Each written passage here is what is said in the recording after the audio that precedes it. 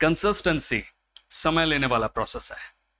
ऐसा नहीं हो सकता कि आप सुबह उठे और उसके बाद में सोचना चालू करें कि मैं शाम तक कंसिस्टेंट बन जाऊंगा।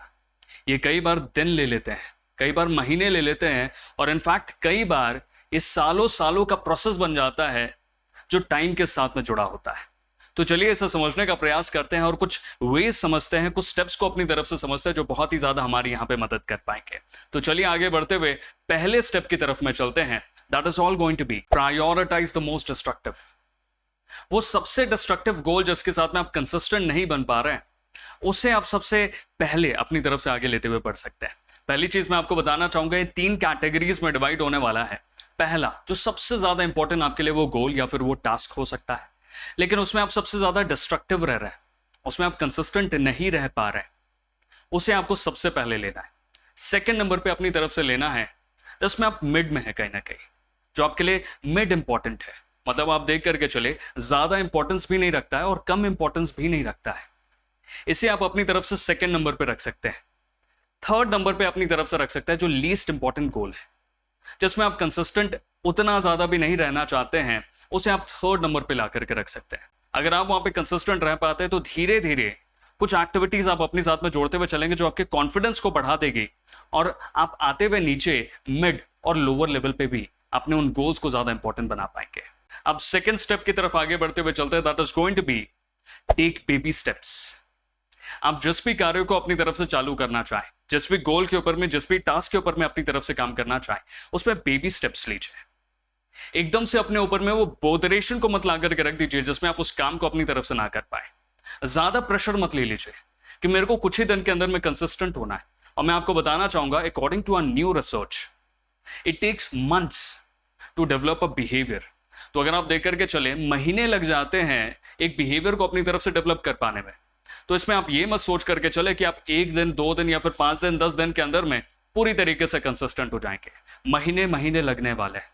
आप एक लंबे रेस के लिए आगे बढ़ रहे हैं, आप एक मैराथन के लिए आगे बढ़ रहे हैं। यहाँ पे फास्ट दौड़ेंगे तो थक जाएंगे, उसके बाद में अपनी तरफ से आगे नहीं भाग पाएंगे।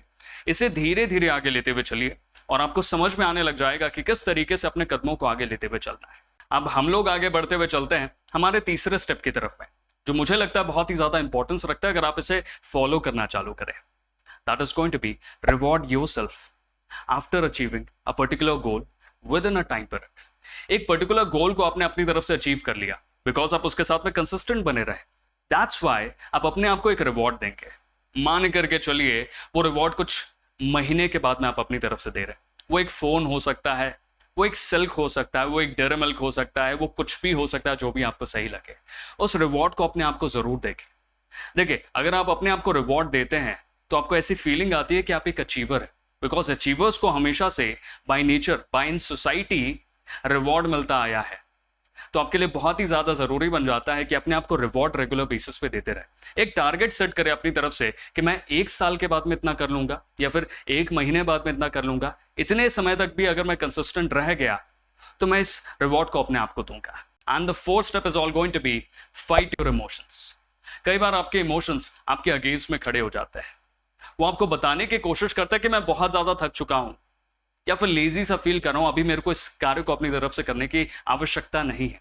समझ जाइए, ऐसे समय में आपको किसी भी तरीके से अपने आप को कंसिस्टेंट रखना है।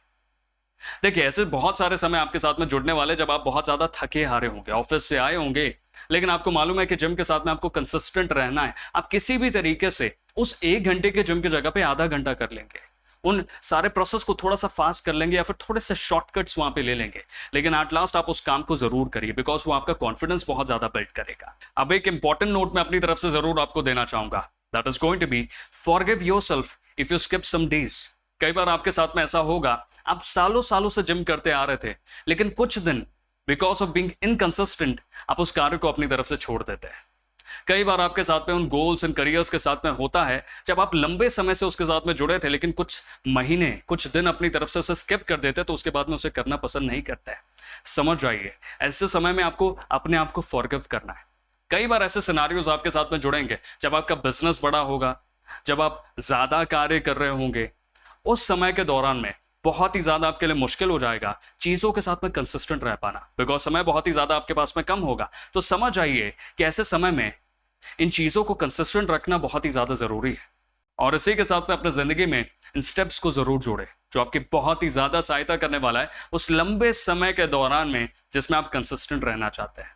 अगर आपको ये वीडियो पसंद आया हो तो ज़रूर उन लोगों को अपनी तरफ से शेयर करें जिन लोगों के ज़िंदगी में आप कुछ ना कुछ बदलाव चाहते हैं। सब्सक्राइब करें, लाइक का एक ऑप्शन अवेलेबल है।